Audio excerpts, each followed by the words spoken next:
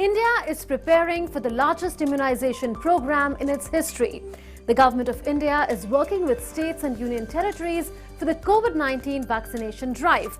With 8 vaccine candidates set to be rolled out over time, India is adopting methodologies that it uses in its elections for reaching out to crores of Indians. Priority groups for vaccination have been identified. A multi-level coordination mechanism is in place. Cold chain infrastructure is being strengthened and digital technology is being tapped in the immunization program. In this episode of BioQuest, we will bring you up to speed with the preparations being made for COVID-19 vaccination in India, and we will tell you how you can get yourself vaccinated against COVID-19.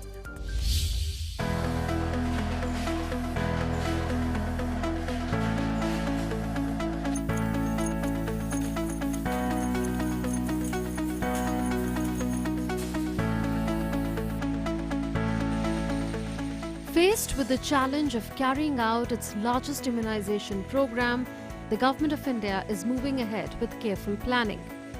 The rules of the game are set. The focus is on smooth technology-driven implementation of a vaccination exercise that may last more than a year.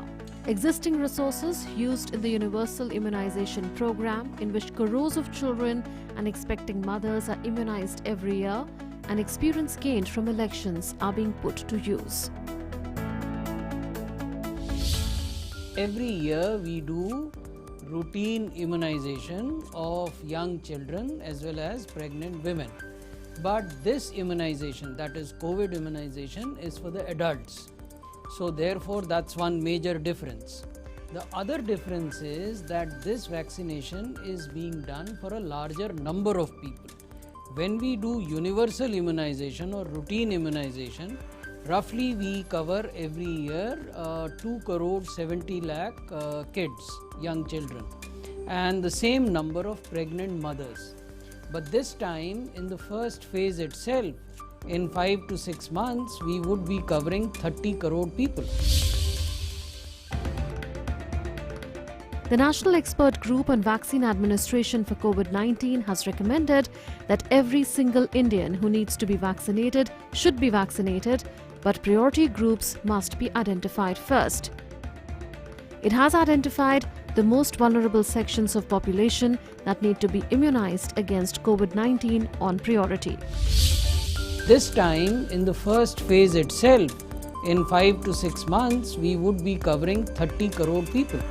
So the logistics are different. There are 2 basic differences. One, that we are covering the adult population. 2, that logistics are significantly higher.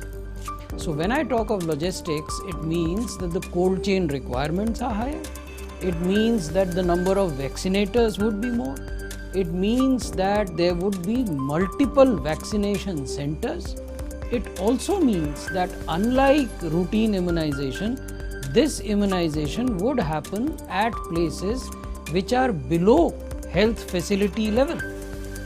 Our routine immunization takes place in PHCs, primary health centers, health and wellness centers, community health centers, district hospitals. But COVID immunization would take place probably at places which are also used as election polling stations or election booths because of the number of people involved. 30 crore people have been prioritized for vaccination. They include about 1 crore healthcare workers in government and private hospitals and healthcare facilities, about 2 crore frontline workers from state and central police department, armed forces, home guards and civil defense organization, including disaster management volunteers and municipal workers, and about 27 crore persons above 50 years of age and those below 50 years of age who have comorbidities. 1 crore frontline health workers, 2 crore other workers, 26 crore 50 plus population and 1 crore less than 50 but with comorbidities. Taken together, this is 30 crore.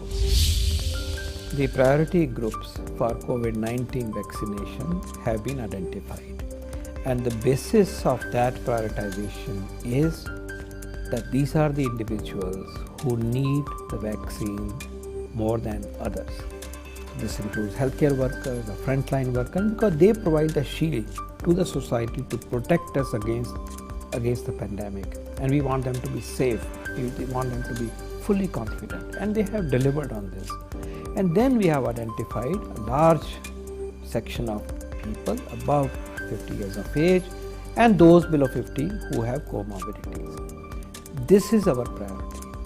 We would like to provide vaccination to all of them at the earliest possible time. However, the actual timing and the rollout depends on when the licensing of the vaccine and then subsequent vaccines takes place, and also how we are building up very rapidly the total capacity, total stockpile of different vaccines in our country.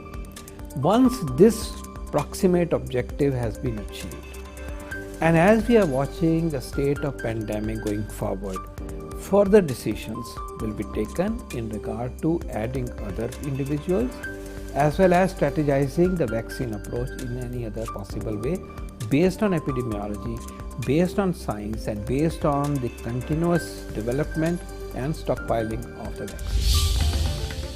Database of healthcare workers has been collected from across states, union territories and central ministries. The data has been uploaded on the CoWIN digital platform developed for registration, administration and real-time monitoring of the vaccination drive. A vaccination exercise at a massive scale requires multi-level coordination.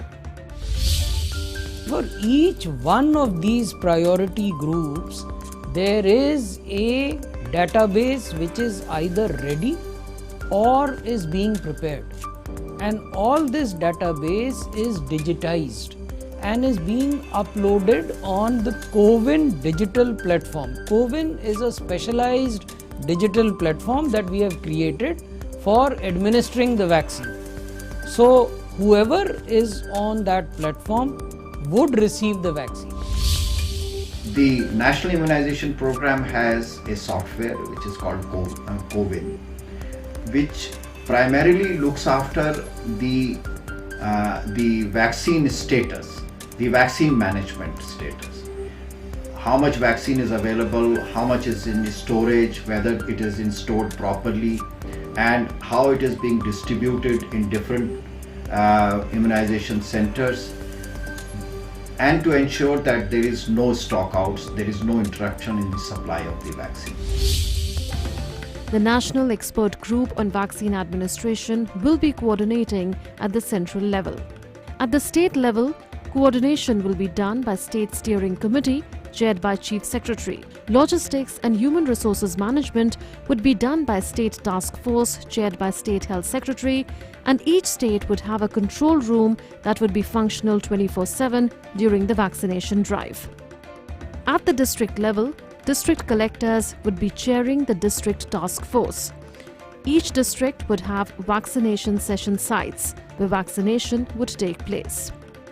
In each of the large municipal corporations, like in Delhi, Mumbai, Pune, Chennai and Kolkata, there would be an urban task force chaired by the municipal commissioner. Every district would have a district control room that would function 24/7. At the block level, there would be a block task force to be chaired by SDM or Tehsildar or block development officer. Each block would have a control room too. Since vaccines are temperature sensitive, they need to be stored at specific temperatures. For that, India has a cold chain infrastructure where vaccines for the Universal Immunization Program are stored. India has an existing cold chain capacity of over 85,600 vaccine storage equipment like walk-in coolers, walk-in refrigerators, deep freezers, ice boxes, and trucks for vaccine transportation. There are 29,000 cold chain points as well. But the cold chain system in the country is capable of storing vaccines needed for the first 3 crore people to be vaccinated. In order to cater to the rest of the population, the cold chain infrastructure is being strengthened. Training of human resources for the vaccination drive is another key area of focus. There are around 2.4 lakh vaccinators or auxiliary nurse midwives in the country that are trained to carry out the universal immunization program. Out of them, 1.54 lakh ANMs will be engaged for COVID-19 vaccination drive.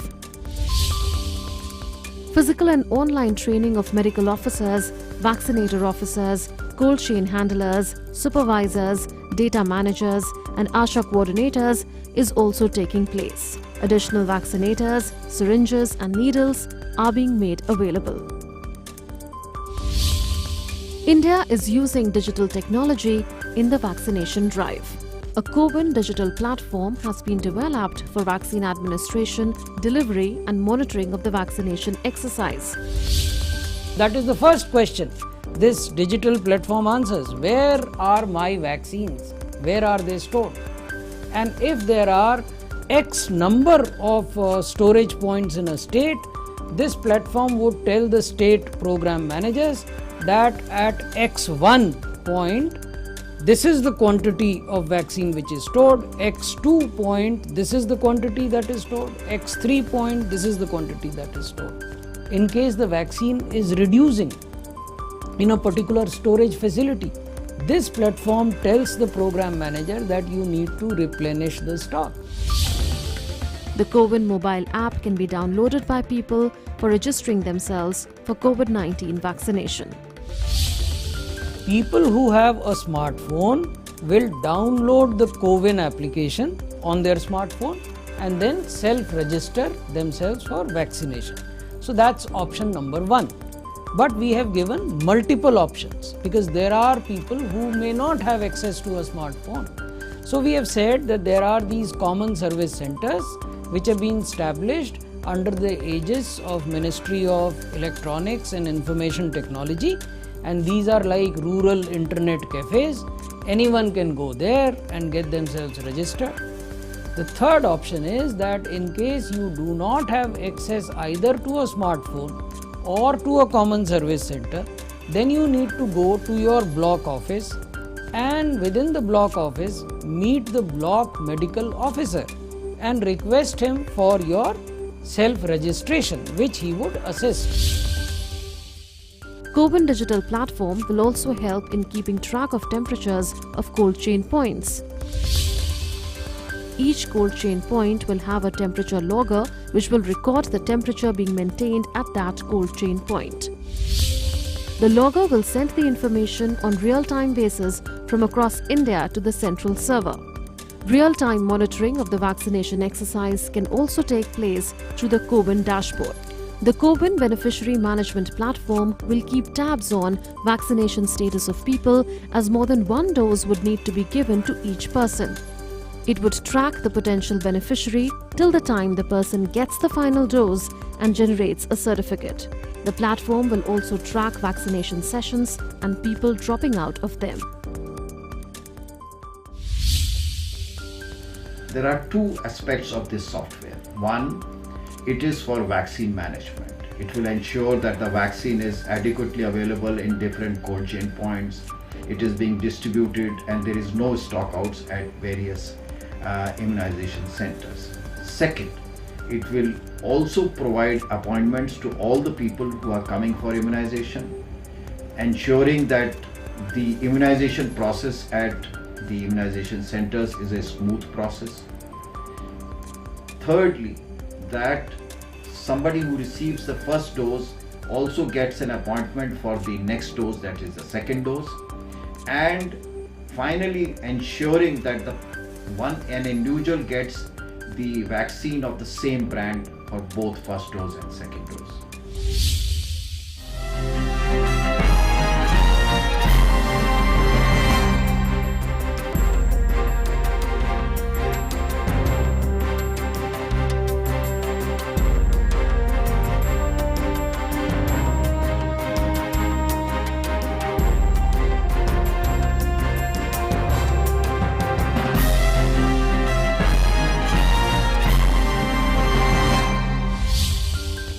Vaccination against COVID-19 is voluntary, so you may choose to get yourself vaccinated or not. But the government says it is advisable to take the complete dose of the vaccine to protect oneself and limit the spread of the disease. If you decide to take the vaccine, you will have to register yourself for it through the CoWIN mobile app, as there will be no provision for on-the-spot registrations at vaccination sites. The self-registration can be done using photo identity documents like voter ID, Aadhaar card, driving license, passport and pension document. The government will use existing data systems to list individuals who are prioritized for vaccination, and in particular when we are looking at population above 50 years of age, then people at large will have to be identified using the existing data systems such as the PDS data system or other data systems that are already available as a starting point. Then additionalities of those who have been left out can be included through self-registration, and corrections can be made in the existing data system by using other ways of identifying yourself. Now, to identify yourself, we are not insisting on any particular mode of identity or identity card. There are existing options that are available. You have ration card, you have Aadhaar card, you have a driving license, you have identity card from your workplace, for example. Therefore, all these will be used as different options depending on your own access to any of these or more than one of these systems. Therefore, be rest assured that the whole approach is participatory and based on faith with the citizens, and the whole attempt is that we would like to cover maximum possible number of people in a smooth, systematic, people-friendly way for this vaccination program. After you register online for vaccination, you will receive an SMS on your registered mobile number on the due date, place and time of vaccination. On getting the due dose of vaccine, you will receive an SMS on your registered mobile number. And after all doses of vaccine are administered, a QR code-based certificate will also be sent to you on your mobile number. So the beneficiary will be kept informed at every stage, and in the end, a certificate will be issued to him. The vaccine center itself will be managed by 5 people and will give maximum 100 vaccines per day. As a precautionary measure, the government has requested people to rest at the vaccination center for at least half an hour after taking the COVID-19 vaccine and inform the nearest health authorities or ANM or ASHA workers in case of any discomfort or uneasiness subsequently. District magistrates and states have been given this responsibility of fixing session sites, because the union government does not believe in micromanaging this exercise. At the end of the day, it has to be managed by the states, by the district officers. Therefore, there are district level committees to look after vaccination. There are state level committees to look after vaccination. And we have said that we would be utilizing the experience gained during conduct of an election. So that is the strategy that will be used. And once you go to a session site, on a day, roughly 100 people would be vaccinated, because each person after vaccination would have to wait for half an hour so that he or she is observed to see whether there is any adverse event following vaccination.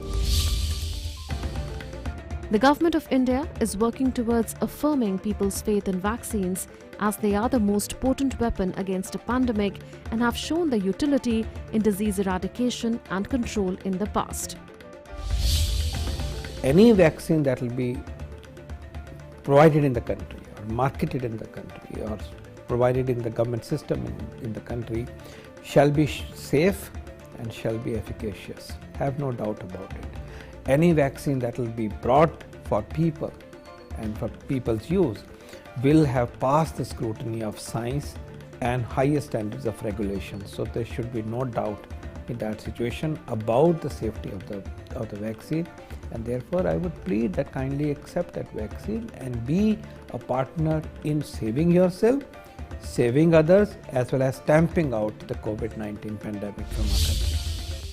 According to the government, available data based on research suggests that the N501Y strain of novel coronavirus found in the UK will not impact the ongoing treatment protocol, vaccines or vaccination exercise in India.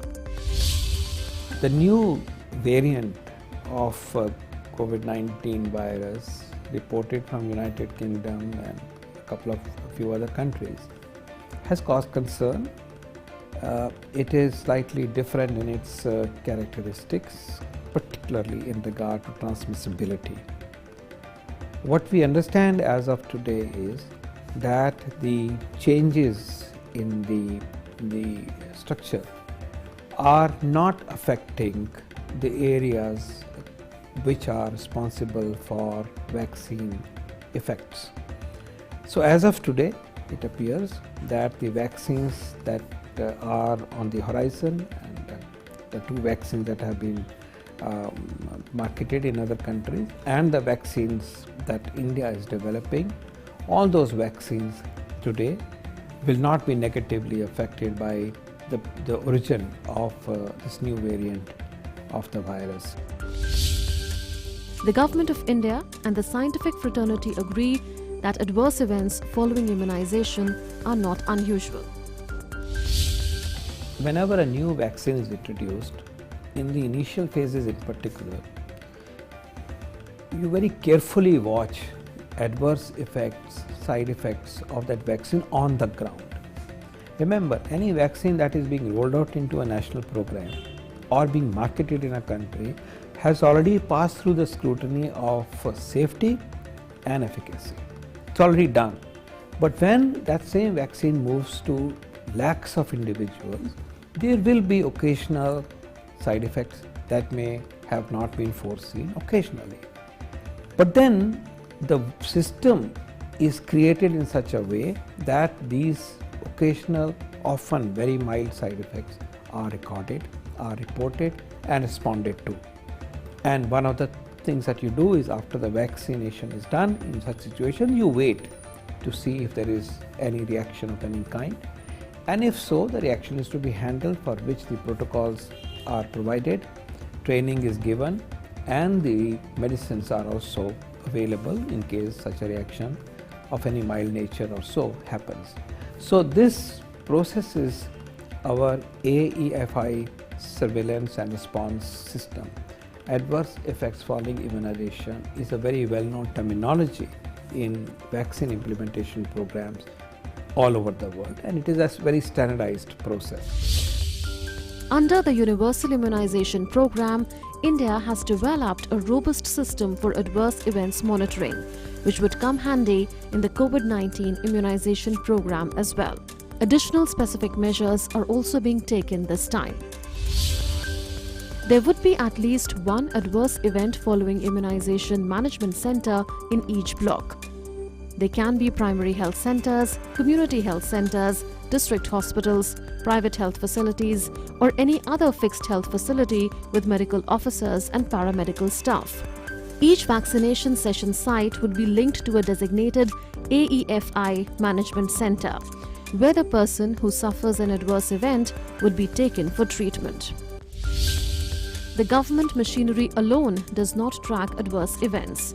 Monitoring of vaccines after rollout is also done by the pharmaceutical company that produces the vaccine. Under Phase 4 of clinical trials, also called post-marketing surveillance, the company monitors adverse effects in the population and reports them. Since the scale of the COVID-19 vaccination drive is said to be unparalleled in India, following the standard principles of AEFI may not be enough. What will also be different this time is the demographic classification of people to be vaccinated. While children and expecting mothers have been the focus of India's immunization program, the COVID-19 vaccine will be given to adults. The need to build on standard principles of AEFI to meet the COVID-19 vaccine-specific requirements may thus be necessary. This process for COVID-19 vaccine has been further elaborated A robust system has been created, SOPs have been laid out, and a response to handle adverse effects on the ground have been clarified and the roles assigned. A very robust AFI system will be in motion, in practice, when the COVID-19 vaccination is rolled out in our country. The COVID-19 vaccine will not be a silver bullet. Even after we are vaccinated, COVID-appropriate behavior, that is mask wearing, frequent hand washing and physical distancing, will need to be followed, or we could still be vulnerable to contracting the deadly infection. WHO, CDC Atlanta and other scientific institutions have said so too. Most of us still have some questions related to vaccines in our minds, like how long will the protection offered by COVID-19 vaccine last? Will COVID-19 vaccine protect against a mutating virus? How can immunized person transmit the infection to others?